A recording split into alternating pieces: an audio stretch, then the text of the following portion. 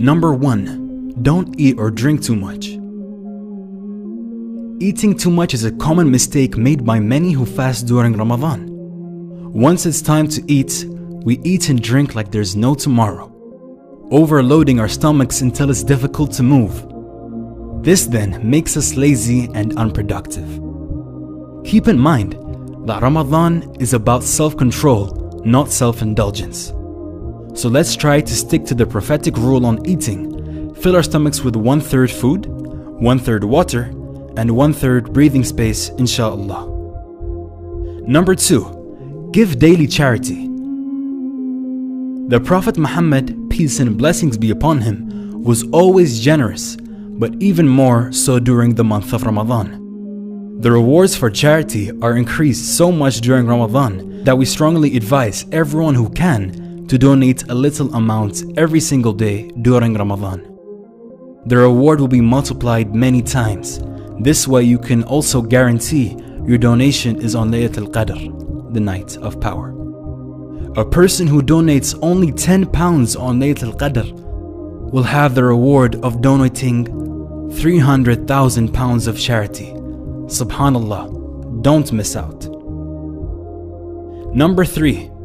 Pray 5 times a day. During the month of Ramadan, you will find the masjids completely packed out during Taraweeh prayers, which is amazing. But then, during the 5 daily prayers, you will notice the masjids are nowhere near as packed. Unfortunately, many people have mixed up their priorities. The fard, obligatory 5 daily prayers, have been put below the sunnah, Taraweeh prayers. Although nobody can deny the importance of the Taraweeh prayers, which comes with an abundance of rewards and blessings, the 5 daily prayers will always be greater and above all the sunnah or optional prayers. So please, do not neglect your obligations this month. Number 4. Month of the Quran. During Ramadan, many Muslims try to finish the Quran as fast as possible. Some people finish reciting it 2, 3, or even 5 times. Subhanallah, as though it's a speeding competition. It is recited without any understanding or contemplation. Although there is always benefit in reciting the verses of the Quran, there is a greater benefit in reciting with understanding, because the purpose of the Quran is to guide mankind. And how can we be guided if we don't take time to understand the verses? So make this the month you truly connect with the Quran. Number 5. Attain taqwa, God consciousness.